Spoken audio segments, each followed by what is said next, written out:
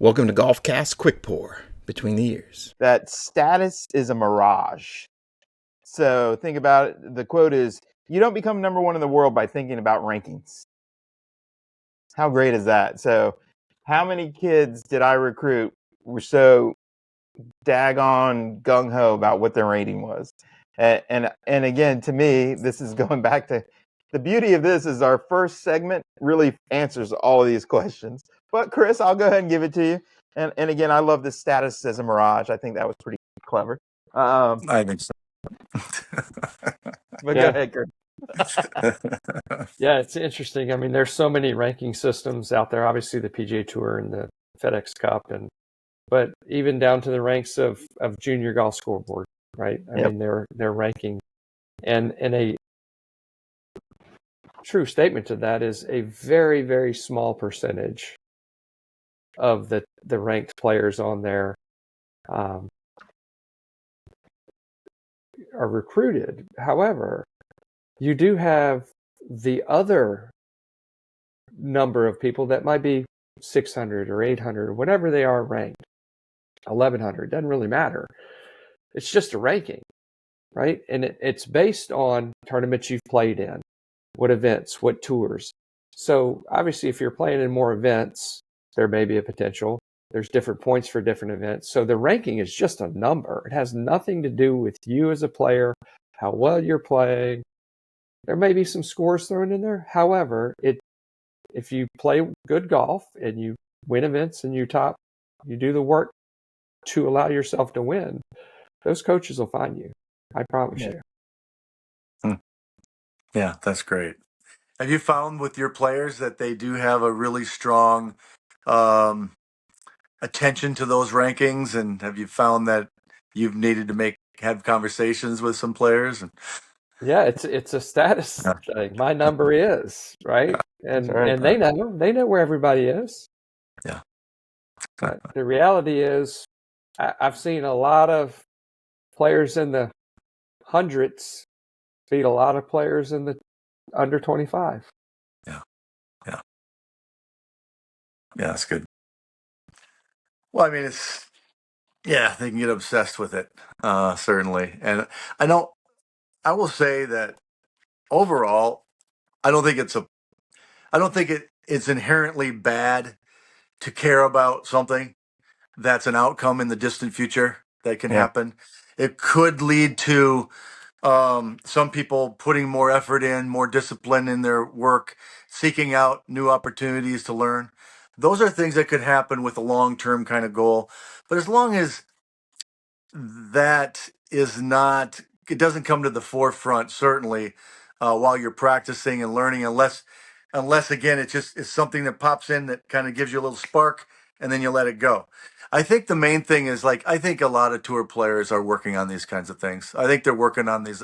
The whole saying is you focus on the process, not the outcome. That's been around a long time now. And I think people are understanding. Justin Thomas, I know he still puts these goals out that are all these external kind of outcome goals. And at one point, I think he's going to stop just because someone's going to tell him, this isn't really helpful. You should call him. It's not helping you. That's not going to do it. Unless you need something like that to work hard. But I doubt he needs that to work hard. I don't think he does either. Yeah, so I don't know. I think he's got the wrong idea about it. But that's okay. Whatever he wants to do. Yeah.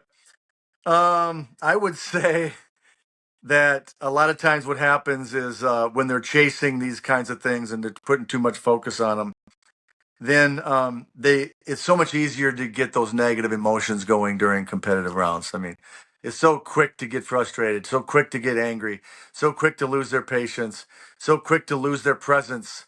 And then, of course, when they lose their presence, they're not going to bring in all the information they need and the relevant information. And then their decision-making takes it. It happens at the highest levels.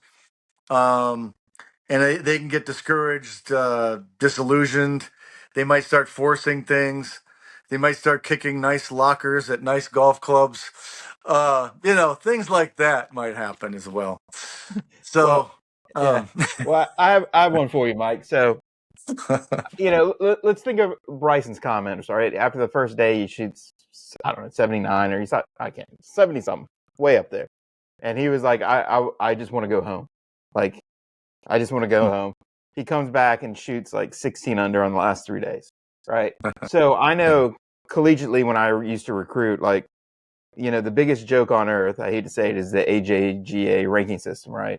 So I would see really, really good players pull out of tournaments because they weren't putting up a number because they were so concerned about ranking, because that's my ability to go to college, that they would be like, oh, I'm shooting a bad score. Oh, my back hurts. So they just walk off the golf course and they wouldn't get penalized because the system wasn't set up that way. So, like, how cool was, kind of I think it goes back into our intrinsic, extrinsic rewards. So if I'm teaching my athlete that if you're not playing well, just to walk off the golf course, what kind of damage am I doing to them in the future? And then, for as many barbs as Bryson gets, and many well-deserved, him just sitting there going, hey, my father taught me that if you're going to do this, you put your name on the board, you will be in there until they tell you to go home. So, what are some of the dangers out there, and a lot of parents that are, again, kind of in the mirage, in that, kind of validation trap of thinking the kid has to be ranked high to go to college, so I'm going to make sure that their points are right, and not learning the lessons of life of saying, golf is freaking hard. Like, you're going to have variability in score, and you're going to shoot some big ass numbers at the most important event you play in your life. That's just part of it. So what are your thoughts on kind of, again, Bryson being a role model, which is cool, and the fact that there are a lot of parents out there that are really sabotaging their kids' futures? Yeah. Chris, you got something on this one? You fire away, Mike. Okay, I'll go for it. So, Dive on that grenade. You got live scoring today. That's been happening for many years now, obviously. Yeah. But live scoring, it's interesting that we don't talk as much about the effects of having live scoring as we could, because it is a big deal. A lot of players are very self-conscious about their scores, not only for ranking purposes, but just their peers. They don't want their peers to see that they scored high. What's wrong with them? They couldn't play this course well. What's going on with you? So one way to get your score gone is to withdraw. So now your score isn't shown on there, because otherwise it's going to be skyrocketed. And what are people going to think about you? And this whole culture we have in public announcements and impression management to all sorts of people through social media, that doesn't help people in terms of how they're going to feel when it looks bad, because they don't ever put anything bad out there. So now there's got a score that looks bad. I think that's a problem. I even have an issue now. I realize there are reasons why that seem legitimate, and I'm not judging too hard on this, but I don't even like to see mini tour events or qualifiers where people withdraw. I don't even like that. It's like, okay, obviously you're not going to make it in after shooting 80 on the or shooting 40 on the first 9. Maybe you're not, but you still could, and you just pick up and leave. I'm not a fan of that. And maybe that's just like this idea is like, here's a quality that is like, why are you just going to pick it up and leave because you don't think you have a chance? Is that the only reason you play, is to get into that PGA tournament or Corn Ferry Tour tournament? Because obviously it must be. Otherwise, you're not. Otherwise, you would have continued to play. There's so many things you could still have as goals for that second 9 that could make a huge difference toward your future game. Yeah. Maybe you pick something up you just had never done before.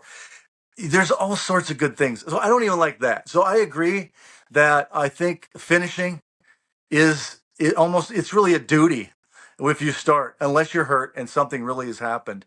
Unless some really crazy thing happened, like we got a delay and now you've got to get home.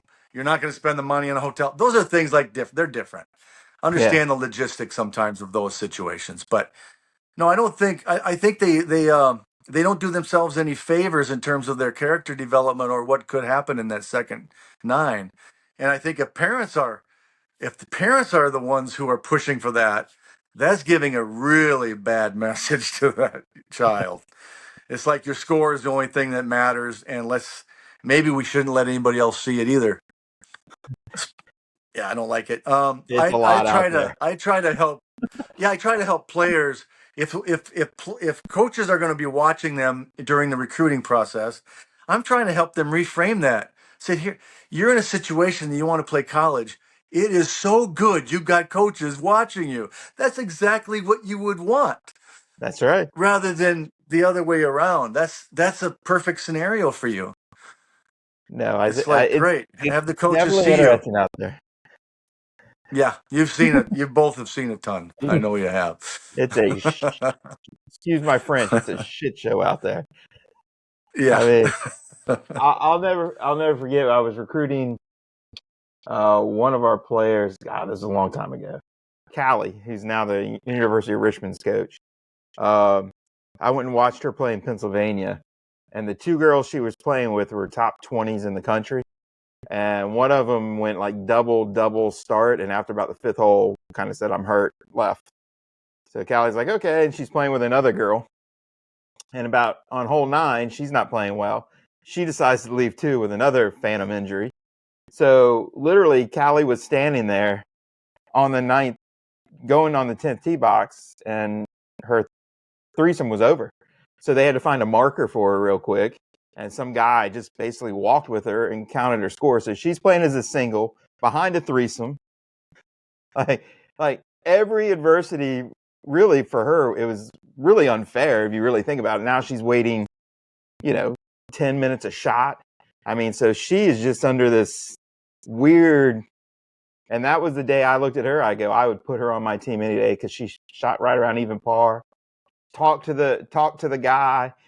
Killed the 10 minutes, like just played masterfully with just all hex breaking loose around her. But I'm just sitting there going, there's 2 top 20 players in the world. I wouldn't want them on my team.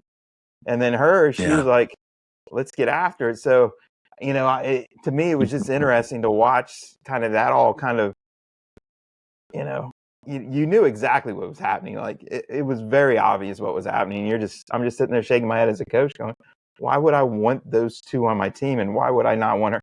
Okay, she's the 50th best player in the country. Like, she's disproportionately a better team player, for college golf than these 2 would ever be. So I thought that was really interesting. And it was dumb luck that I was out there that day, but I was just sitting there going, wow, you really, I after the round, I couldn't talk to her, but, it was pretty much the next conversation we had. I was like, that was impressive. Like, for a coach to watch that, where it would have been really easy to shoot huge numbers or, say, oh, I was playing well till they left. And like, no, just kind of played. So I thought that was really, That's awesome. And again, a really interesting way. And for the athlete that's aspiring to maybe play college golf, play professionally, like Mike said, don't quit, man. You might get a feel on the second hole in the back 9 that will allow you to win the next event. Like, maybe that's that one piece. Or like, oh, that is what I've been missing. I needed that, and how will that fuel me for the upcoming runs? Opposed to true. Yeah, no, true. And I was always taught as a kid. I had a military dad. Like, you do not quit. Like, if you start something, you finish it. At the end, if you don't ever want to do it again, we'll discuss that.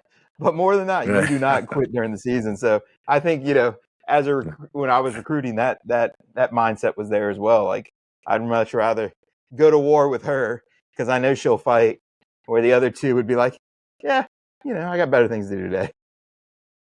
Yeah, exactly. And as a coach who knows you can develop players, it's harder to develop some of those character qualities. You can develop really the game. Yeah, it's pretty tough. Qualities are really hard. You're in a tough situation. Yeah. So it's very good. All right. So we'll go ahead and wrap this puppy up. We're sitting right about an hour. So any other thoughts you had on Scotty and his philosophical views, and we'll wrap this puppy up, Chris? I think he's spoken where he stands, and I think as he grows, as the environment changes, as things change, I think he'll adapt very well. And I think the most important part about that is he's willing to adapt, and I think he's excited about the future. So it's going to be a lot of fun to watch. Nice. Yeah. How about you, Mike? Well, I just think I think with him it'll be. I think with Chris, I'm really interested in where he goes motivationally and emotionally down the line. Yeah. And I with his, it seems like he's pretty competitive, so it would seem like that would stick around. But I am interested in the whole this whole relationship between his identity and his competitive spirit, where he still can get frustrated and he can still get angry and he can still show he cares about this shot right now, even though in the big scheme of things it doesn't seem to matter. So I'm kind of curious to see what happens with that Yeah. interesting interaction between those. Yeah, that again, that was like the little dichotomy inside of his. You're like, yeah. You're like, well, that's a little different than you just. Anyways, we'll roll with that. No, I think Right, it's it exciting, and takes time. yeah, no, I think it's exciting, and I remember I had a player at Virginia that was really good, and she used to always say, which I thought was for a college player was now she might have learned this from somebody, but this was kind of her ethos was. Golf is how I choose to compete. Golf is not who I am.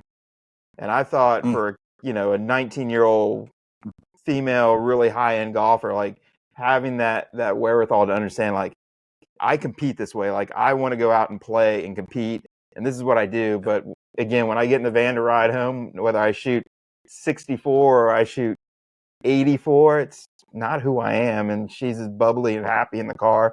Like, she'd be grumpy at times, but just having that kind of mindset of kind of what Scotty said is like, I love to compete inside this game. I think it's exciting, but this is not who I am. So I think there's a lot to be learned out That's there great. from that That attitude. sounds like a person whose competition is more about a test. It's a way to test themselves Exactly. versus I got to beat this other person. Yeah. Yeah, that's great. Yeah. No. So it was Sometimes that's more of that the way to go. component of how good am I and how does it stack up, and oh well, Yeah. next week. For her Yeah. it was Yeah. really Yeah. okay, So good. next week. And as coaches were like, well, but this week we could have really anyways. My job is, kind of, you'll be here next week, but I might not be. No, I think, but again, I think a lot of players inside of work, I think a lot of people get a little too into work sometimes. So again, work is what I do. It doesn't mean that's who I am. So I think you can take that across Right. every avenue. So I For appreciate it, sure. gentlemen. Join us at golfcast.com or on YouTube.